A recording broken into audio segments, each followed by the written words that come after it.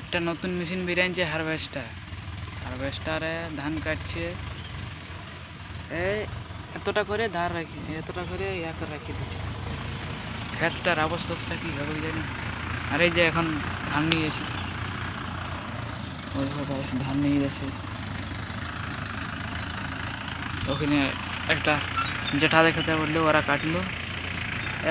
এতটা করে দেখছি আঁটি দেওয়া করে আছে, আর এতটা করে লিছে। মানে ভাবো ক্ষেতটার অবস্থাটা কি হবে। তারপরে এখন তো কাটি লিছে শখে, যে লক করবো নাই, মেশিনকে দিয়ে ধান কাটা যে পরে বুঝতে পারবে সামনে।